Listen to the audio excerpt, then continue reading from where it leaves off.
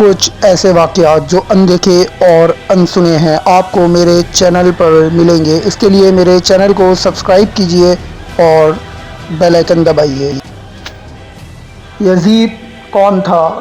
Channel پر 350 subscriber الحمدللہ مکمل ہو چکے ہیں۔ اگر آپ نے چینل کو سبسکرائب نہیں کیا تو چینل کو سبسکرائب کر لیجئے، ویڈیو آخر تک دیکھیے گا کیونکہ ویڈیو بہت زیادہ انفارمیٹیو یعنی معلوماتی ہونے والی ہے۔ یزید حضرت امیر معاویہ رضی اللہ تعالیٰ عنہ کا بیٹا تھا جو 25 ہجری میں پیدا ہوا۔ اس کی ماں کا نام میسون بنت بغدل کلبی تھا۔ یزید کی کنیت ابو خالد تھی، خاندان بنی امیہ سے تعلق رکھتا تھا۔ سامعین، آپ لوگوں کو یہ پتہ ہی ہے کہ سیدنا امام حسین رضی اللہ تعالیٰ عنہ کو قتل کروانے میں یزید کا ہی ہاتھ تھا۔ حضرت امیر معاویہ رضی اللہ تعالیٰ عنہ وفات پا گئے تو یزید تخت نشین ہو گیا۔ علامہ ابو الفرج اصفہانی اپنی کتاب میں ایک روایت نقل کرتے ہیں۔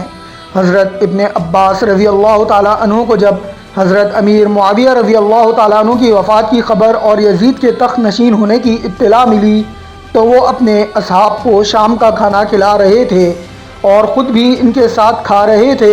اس وقت آپ رضی اللہ تعالیٰ عنہ اپنے منہ میں لقمہ ڈالنے ہی والے تھے کہ آپ نے لقمہ رکھ دیا اور تھوڑی دیر تک سر جھکائے رہے، پھر فرمانے لگے کہ ایک پہاڑ تھا جو ریزہ ریزہ ہو کر سارے کا سارا سمندر میں چلا گیا اور اس کے کئی سمندر بن گئے۔ ابن ہند معاویہ رضی اللہ تعالیٰ عنہ کے کیا کہنے، ان کا چہرہ کتنا پیارا اور ان کا اخلاق کتنا عمدہ اور ان کا حکم کتنا زیادہ تھا۔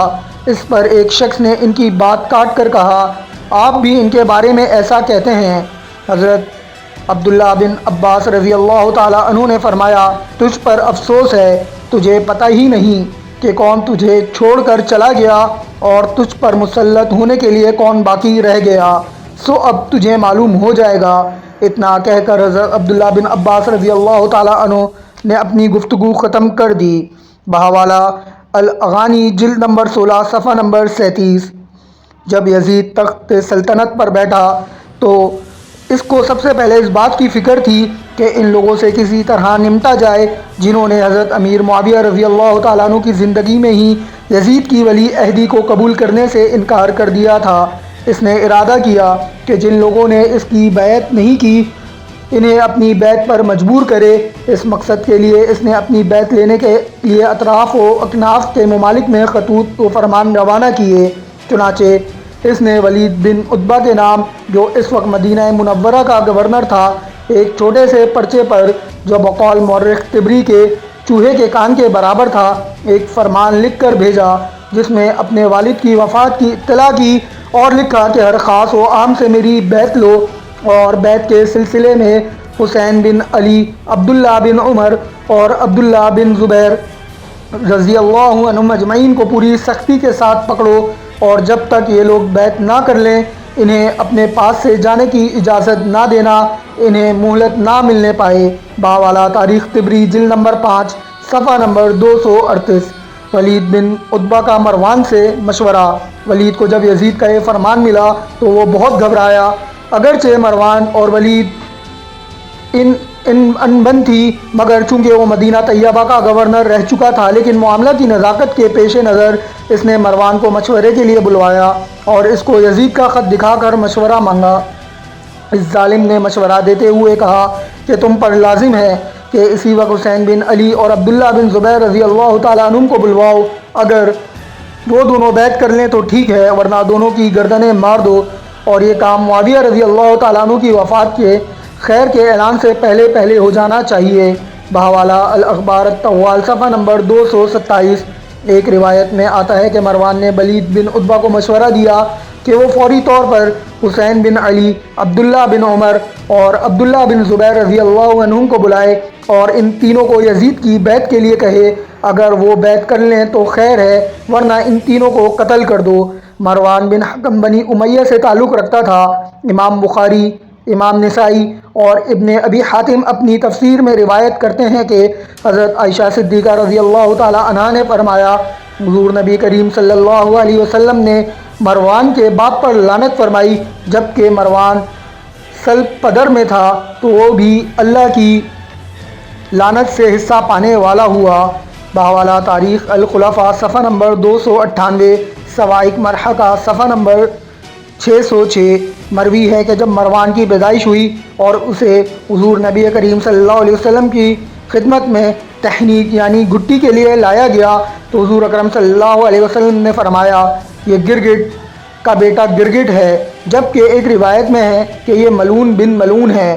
بحوالہ سوائق مرحلہ صفحہ نمبر 205۔ ولید نے مروان سے مشورہ کے بعد ایک نوعمر لڑکے کے عبداللہ بن عمر بن عثمان کو بھیجا کہ وہ ان حضرات کو بلا کر لائے۔ یہ حضرات اس وقت مسجد نبوی میں تشریف فرما تھے۔ جب ولید کا پیغام ان کو ملا تو انہوں نے اس لڑکے سے فرمایا کہ تم چلو ہم آتے ہیں۔ وہ چلا گیا تو حضرت عبداللہ بن زبیر رضی اللہ تعالیٰ عنہ نے حضرت امام حسین رضی اللہ تعالیٰ عنہ سے کہا کہ اس بے وقت کی طلبی کے بارے میں آپ کا کیا خیال ہے؟ امام علی مقام سیدنا امام حسین رضی اللہ تعالیٰ عنہ نے فرمایا کہ میرا گمان ہے کہ معاویہ رضی اللہ تعالیٰ عنہ کا انتقال ہو گیا ہے، اس لیے بیعت کے لیے ہمیں بلا بھیجا ہے۔ یہ سن کر حضرت عبداللہ بن زبیر رضی اللہ تعالیٰ عنہ نے کہا میں بھی یہی سمجھتا ہوں۔ اس گفتگو کے بعد یہ حضرات اپنے گھروں کو لوٹ آئے۔ گھر پہنچ کر حضرت امام حسین رضی اللہ تعالیٰ عنہ نے اپنے خادموں اور چند جوانوں کو جمع کیا، پھر دارالامارت کی طرف چل پڑے۔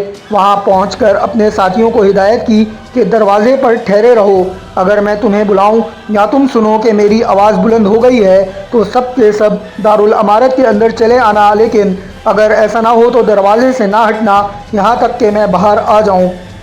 یہ فرما کر سیدنا امام حسین رضی اللہ تعالیٰ عنہ اندر تشریف لے گئے۔ ولید نے آپ کو حضرت امیر معاویہ رضی اللہ تعالیٰ عنہ کی وفات کی خبر سنا کر یزید کا فرمان دکھایا اور اس کی بیعت کے لیے کہا۔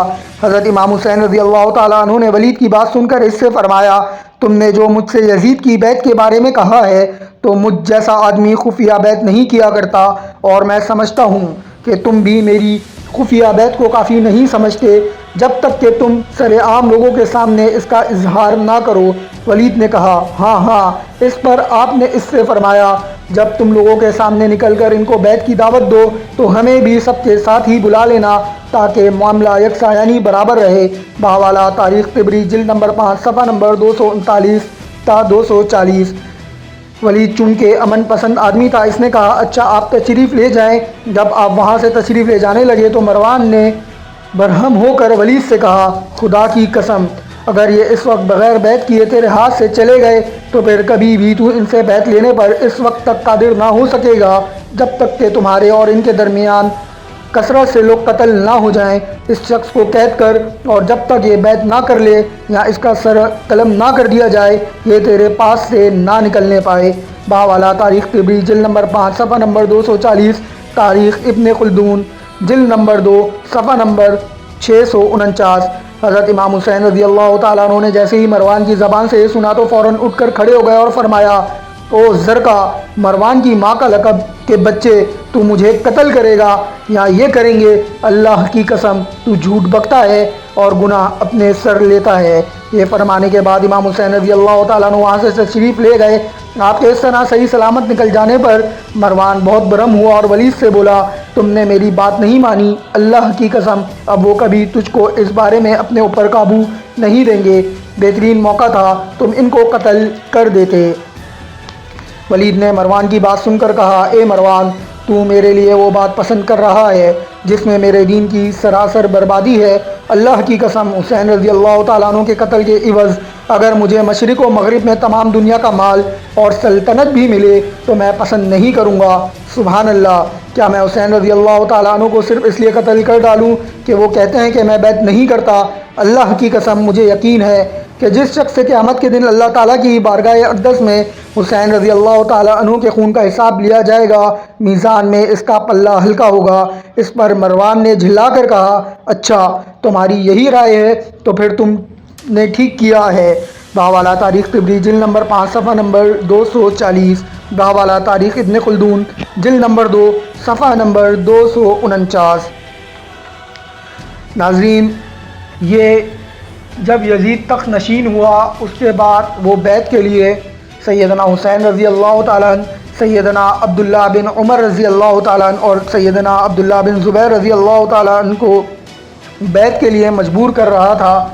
یزید کے بارے میں مزید ویڈیوز کے لیے میرے چینل کو سبسکرائب کر لیجئے۔ انشاءاللہ یزید کی پوری بائیوگرافی تاریخ کے حوالوں سے اور مستند احادیث کے حوالے سے آپ کو میرے چینل پر دیکھنے کو ملے گی۔ اب میں یہ ایک سیریز شروع کر چکا ہوں۔ انشاءاللہ آنے والے دنوں میں یزید کے حوالے سے آپ کو مکمل بائیوگرافی سننے اور دیکھنے کو ملتی رہے گی۔ انشاءاللہ جلد اس کے اگلے حصے کے ساتھ حاضر ہوں گا۔ اللہ حافظ۔